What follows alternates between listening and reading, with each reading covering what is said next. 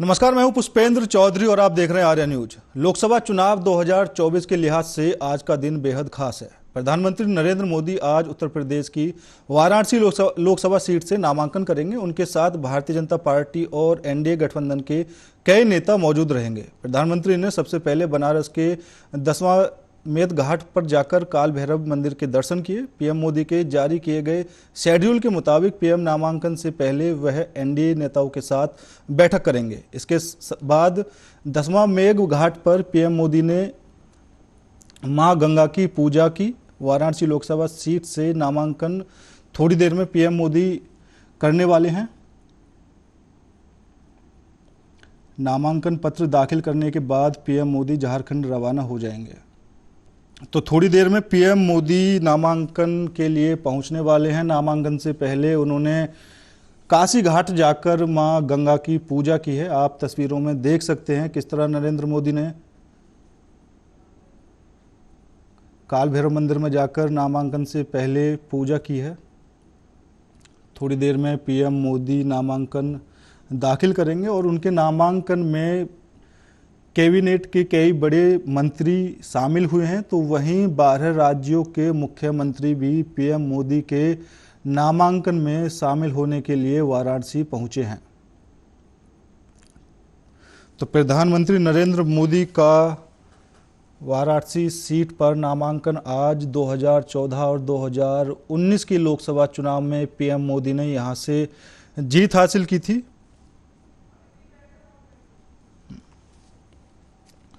और इसी खबर पर ज्यादा जानकारी के लिए हमारी सहयोगी अदिति जुड़ चुकी हैं। अदिति, नामांकन में कितना वक्त और लग रहा है? वाराणसी की सीट पर आज प्रधानमंत्री नरेंद्र मोदी नामांकन करने के लिए पहुंचे हैं।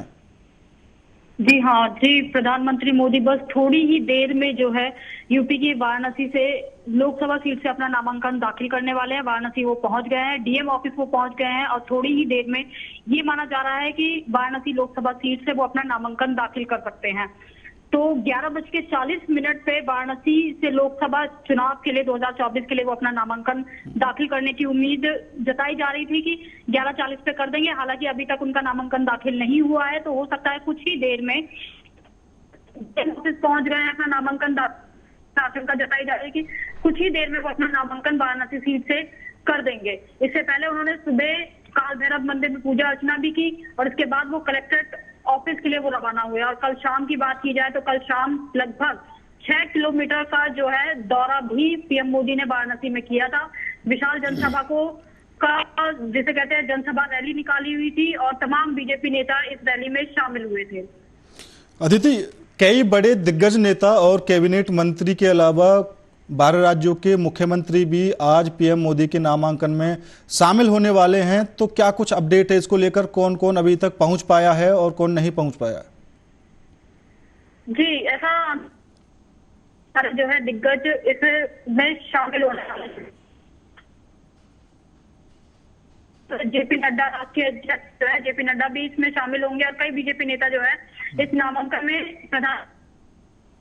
शामिल रहेंगे। इसके अलावा केंद्रीय मंत्री अमित शाह, केंद्रीय गृह मंत्री अमित शाह, रक्षा मंत्री राजनाथ सिंह और उत्तराखंड के मुख्यमंत्री पुष्कर सिंह धामी, मध्य प्रदेश के मुख्यमंत्री मोहन यादव और छत्तीसगढ़ के मुख्यमंत्री विष्णु साय भी इसमें मौजूद रहेंगे। इसके अलावा राजस्थान के सीएम भजनलाल शर्मा, असम के मुख्यमंत्री हिमंत बिश्वा शर्मा और हरियाणा के मुख्यमंत्री नायब सिंह सैनी, गोवा के मुख्यमंत्री प्रमोद, सिक्किम के मुख्यमंत्री प्रेम सिंह तमांग और त्रिपुरा के मुख्यमंत्री भी इस नामांकन के दौरान बीजेपी जितने भी बीजेपी नेता हैं उन सबके साथ शामिल होंगे। प्रधानमंत्री नरेंद्र मोदी के नामांकन के दौरान ये तमाम जितने भी नेता हैं, चाहे वो राष्ट्रीय अध्यक्ष जेपी नड्डा हो, चाहे केंद्रीय मंत्री अमित शाह हो, रक्षा मंत्री राजनाथ सिंह हो, यूपी के सीएम हो या महाराष्ट्र के सीएम हो, उत्तराखंड के सीएम हो, मध्य प्रदेश के सीएम हो, राजस्थान के सीएम हो और छत्तीसगढ़ के सीएम हो, ये तमाम जितने भी सीएम हैं इस दौरान प्रधानमंत्री। जी अदिति, प्रधानमंत्री नरेंद्र मोदी ने कल वाराणसी में रोड शो भी किया। तो काशी को पूरी तरीके से सजाया भी गया है। काशी की जनता के मन में पीएम मोदी को लेकर काफी ज्यादा उत्साह देखने को मिल रहा है। तो वहीं कई जगह पीएम मोदी के समर्थन में लोग रैलियां भी निकालते हुए नजर आ रहे हैं। वहां पर कई तरह के नारे भी लगे हैं कि हमार मोदी हमार काशी। वाराणसी लोकसभा सीट से पहले फेल होते हैं। ये लोग है।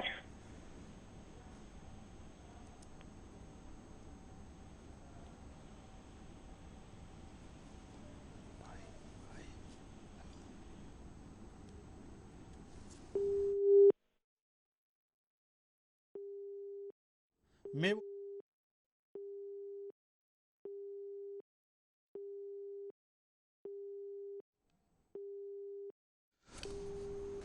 तो आप लाइव देख सकते हैं किस तरह पीएम मोदी नामांकन दाखिल करने के लिए कलेक्ट्रेट ऑफिस पहुंच चुके हैं और अपना नामांकन दाखिल कर रहे हैं। पीएम मोदी लाइव तस्वीरों में आप देख सकते हैं।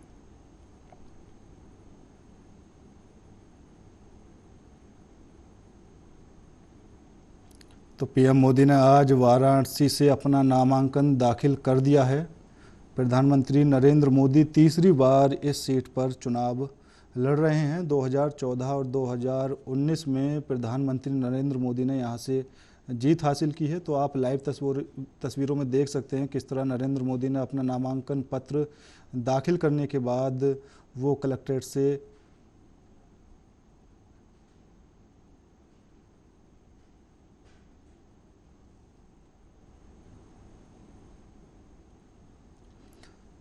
साथ में उत्तर प्रदेश के योगी आदित्यनाथ भी नामांकन के दौरान प्रधानमंत्री नरेंद्र मोदी के साथ दिखाई दे रहे हैं।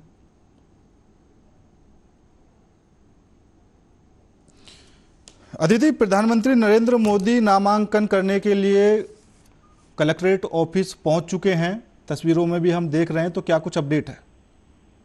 जी हाँ, जिस तरीके से हम तस्वीरों में देख रहे हैं कि प्रधानमंत्री नरेंद्र मोदी इस समय नामांकन दाखिल करने के लिए पहुंच गए हैं और कलेक्ट्रेट के सामने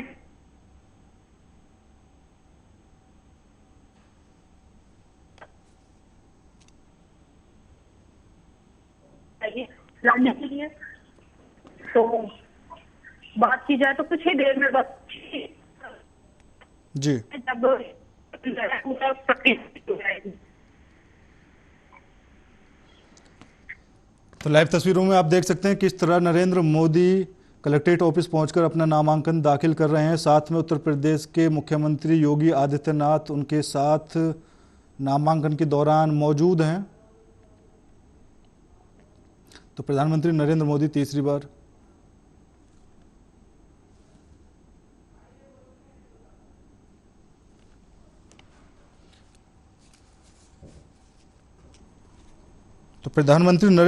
तीसरी बार अब की बार वाराणसी से अपना नामांकन दाखिल करने के लिए कलेक्ट्रेट ऑफिस पहुंचे और अपना नामांकन दाखिल किया उन्होंने। इसके बाद उनका झारखंड रवाना होने का जो कार्यक्रम है वो थोड़ी देर में वहां के लिए रवाना हो जाएंगे। तो प्रधानमंत्री नरेंद्र मोदी के नामांकन के लिए काशी को पूरी तरीके से सजाया गया और एक दिन पहले नरेंद्र मोदी काशी पहुंचकर यहां पर रोड शो किया और यहां की जनता से उन्होंने बात की। तो वहीं आज नामांकन दाखिल करने से पहले उन्होंने काल भैरव मंदिर जाकर पूजा अर्चना की और मां गंगा की आरती भी कही। वहीं एनडीए के नेताओं के साथ उन्होंने आज बैठक भी की है। इस नामांकन के दौरान कैबिनेट मंत्रियों के अलावा एनडीए के काफ़ी नेता मौजूद रहे और 12 राज्यों के मुख्यमंत्री भी नामांकन में मौजूद रहे। तो आज प्रधानमंत्री नरेंद्र मोदी का वाराणसी सीट पर नामांकन हुआ है।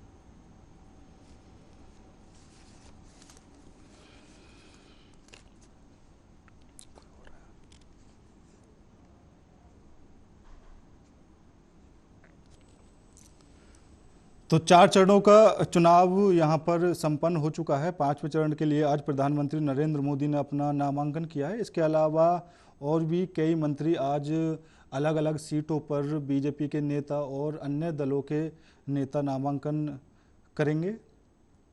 आज प्रधानमंत्री नरेंद्र मोदी ने वाराणसी लोकसभा सीट से अपना नामांकन दाखिल कर दिया है। साथ में उत्तर प्रदेश के मुख्यमंत्री योगी आदित्यनाथ मौजूद रहे। उनके अलावा एनडीए के कई बड़े नेता और कई कैबिनेट मंत्री भी मौजूद रहे। अगर हम बात करें तो अन्य राज्यों के मुख्यमंत्री भी आज प्रधानमंत्री नरेंद्र मोदी के नामांकन में पहुंचे। कुछ लोग कल ही आ चुके थे, कुछ लोग आज सुबह वाराणसी पहुंचे हैं। तो वहीं अगर नीतीश कुमार की बात करें तो नीतीश कुमार आज प्रधानमंत्री नरेंद्र मोदी के नामांकन के दौरान शामिल नहीं हो पाए हैं, क्योंकि उनकी तबीयत खराब थी और तबीयत खराब होने की वजह से उन्होंने अपने सभी कार्यक्रम रद्द कर दिए हैं।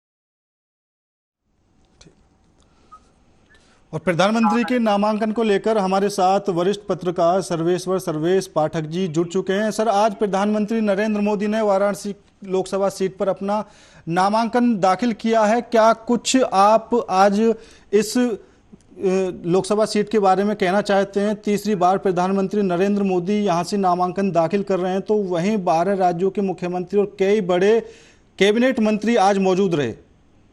देखिए, ये एक बहुत ही भावुक क्षण कहिए या ऐतिहासिक क्षण कहिए, क्योंकि जवाहरलाल नेहरू जी के बाद बीजेपी की सरकार बनती है तो मोदी जी वो जो जवाहरलाल नेहरू जी जो 3 बार भारत के प्रधानमंत्री बने थे, मोदी जी उनकी बराबरी कर लेंगे। और आज सचमुच बीजेपी के लिए भी उनके इतिहास में ऐतिहासिक क्षण है। 2 एमपी की पार्टी से 303 तक पहुंचे और इस बार इनका नारा है 370 का। तो ये अपने आप में बहुत ही एक ये ऐतिहासिक क्षण है। साथ ही साथ तो भारतवर्ष के लिए भी एक ऐतिहासिक क्षण है, क्योंकि देश को अभी नितांत आवश्यक है इस सरकार की, बीजेपी सरकार की, जो इन्होंने 400 पार का नारा दिया है। उस दिशा में एक मील का पत्थर है और यह सबके लिए, जो भी भारत देश से प्यार करता है, उन सबों के लिए बहुत ही सुखद क्षण है कि आज मोदी जी ने अपना नामांकन बनारस काशी की पवित्र धरती से किया।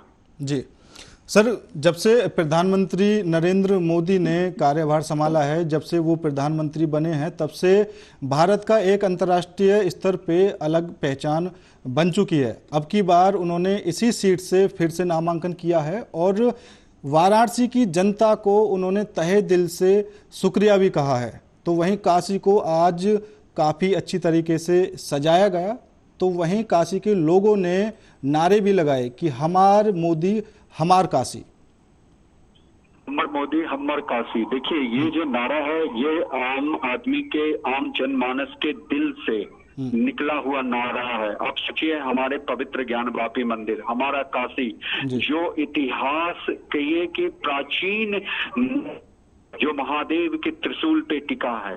और उस काशी की इन जो इंडिया अलायंस की जो पार्टियां हैं, समाजवादी पार्टी और कांग्रेस ने किस तरीके से उपेक्षा कर रखी थी। काशी विश्वनाथ मंदिर का जो कॉरिडोर का भव्य निर्माण हुआ है, आप देखें कि गोवा में जितना टूरिस्ट नहीं गए उतना बाबा काशी विश्वनाथ के दर्शन करने 2023 में आए हैं। इस बार राम मंदिर का जो निर्माण हुआ है वहां पे टूरिस्ट की संख्या उसको भी फेल कर देगी। तो मेरा कहना यही है कि हमारे यहाँ स्पिरिचुअल टूरिज्म ऐसे बढ़ा के हम अपने देश की जो सांस्कृतिक धरोहर है, जो भारत की असली पहचान है, भारत की पहचान ताजमहल और कुतुब मीनार से नहीं है, भारत की पहचान जो है राम मंदिर से होगा, भारत की पहचान मदुरई टेम्पल से होगा, पहचान काशी विश्वनाथ टेम्पल से होगा, भारत की पहचान गंगा यमुना से होगा। तो उस धरोहर को जो जी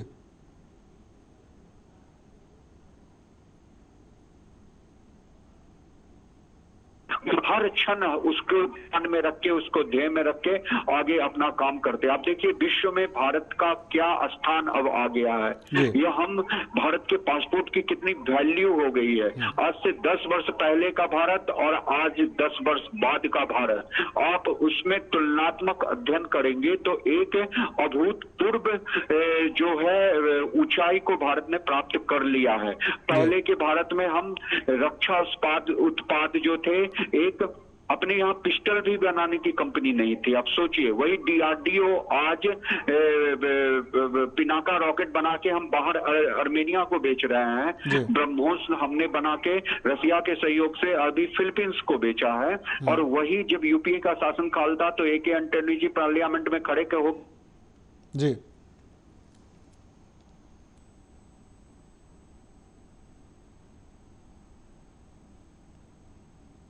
के लिए डिफरेंट एयर शो में जाके तेजस का प्रदर्शन कर रहे हैं और उनको अपने रक्षा उत्पाद बेचने के लिए प्रेजेंटेशन दे रहे हैं। तो यह एक अमूलचूक परिवर्तन है। आज का भारत में उन गांव की महिलाओं को देखिए जिनको इज्जत घर मिला, मेरा शौचालय योजना से मोदी गवर्नमेंट की है। उन महिलाओं लखपति दीदी से जाके मिलिए जो ड्रोन चला रही है। भारत ड्रोन में अग्रणी होने जा रहा है, सोलर एनर्जी में अग्रणी होने जा रहा है। ये इंडिया अलायंस के लोगों को दिखता नहीं है, या जो आम जनमानस है जो इस सुविधा फायदा और देख रहा है। जी सर, अगर हम इंडिया अलायंस की बात करें तो वो हमेशा PM मोदी को लेकर टारगेट करते रहते हैं। तो राहुल गांधी कई जगह उनसे डिबेट करने के लिए भी कहते हुए नजर आ रहे हैं। देखिए, राहुल गांधी बिना सिर बिना पैर की बात करते हैं। पता नहीं वो परिपक्व कब होंगे, मुझे ये समझ में नहीं आ रहा है। उनकी जो परिपक्वता है कब आएगी, क्योंकि राहुल गांधी जी को इतनी बार लॉन्च किया गया। भैया 20 साल बहुत होते हैं किसी भी एक जो युवा आज जन्म ले तो 20 साल में वो वयस्क होके उसे सब चीज की नॉलेज आ जाती है। मैं राहुल गांधी जी की 2004 से वो MP हैं, उससे 2004 से। अब देखिए, अभी तक भी उनमें कब कहां किसके साथ कैसे बोलना है, क्या बोलना है, वो नहीं आ रहा है। क्योंकि उनके जो सलाहकार हैं, उनके जो मेंटोर हैं, उनको ही ये समझ में नहीं है। कभी मणिशंकर अय्यर को देखो, पाकिस्तान का ध्वज दिखाता है कि उसके पास परमाणु बम है। अब इनके इंडिया अलायंस के फारूक अब्दुल्ला कहता है कि पाकिस्तान ने चूड़ियां नहीं पहन रखे। इन लोगों को जूते मारना चाहिए। जो भारत देश वाजपेयी जी के समय में हमने परमाणु बम का सफल परीक्षण किया और हम अपने आप को कम आंकेंगे। हमारा एक ही जवाब है कि आतंकवाद और दोस्ती एक साथ नहीं चल सकती। पाकिस्तान आतंकवाद खत्म करे तब हम करेंगे। उसके बाद ये उलुल जुलुल बातें बोलते हैं राहुल गांधी और उनकी पार्टी ये कह के पल्ला झाड़ लेती है कि ये उस नेता का अपना बयान है। आपको पता है वो पूर्व राजनयिक थे। जी चलिए, बहुत धन्यवाद, मुझे दूसरे चैनल पे जाना है। चलिए, बहुत बहुत धन्यवाद सर आपका। तो सर्वेश्वर पाठक हमारे साथ जुड़े हुए थे, जिन्होंने प्रधानमंत्री नरेंद्र मोदी को लेकर काफ़ी बड़ी बातें यहाँ पर बताई हैं। किस तरह प्रधानमंत्री नरेंद्र मोदी ने देश को ऊंचाइयों तक पहुँचाया है। वहीं परमाणु के क्षेत्र की बात करें तो उसमें एक नया मुकाम भारत ने हासिल किया है। अगर हम वायुसेना या तीनों सेनाओं का यहाँ पर जिक्र करें तो आज के दौर में अलग ही चीज़ें देखने को मिलती।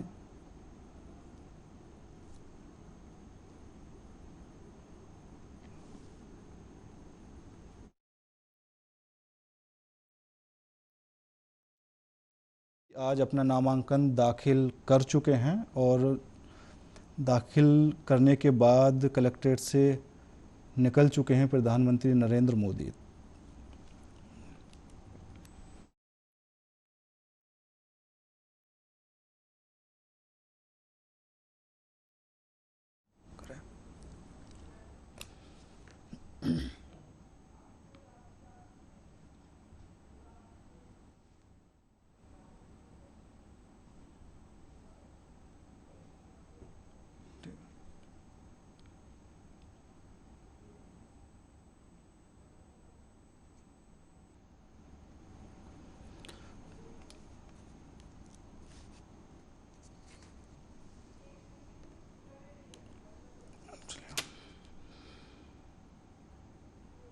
तो आज प्रधानमंत्री नरेंद्र मोदी ने वाराणसी की सीट पर अपना नामांकन दाखिल कर दिया है और नामांकन के दौरान देश के कई बड़े कैबिनेट मंत्री और 12 राज्यों के मुख्यमंत्री मौजूद रहे। नामांकन दाखिल करने के बाद अब नरेंद्र मोदी अपने आगे के शेड्यूल के हिसाब से झारखंड के लिए थोड़ी देर में रवाना होने वाले हैं। फिलहाल मेरे साथ इस खास पेशकश में इतना ही। बाकी देश और दुनिया की तमाम खबरों के लिए देखते रहिए आर्या न्यूज। नमस्कार।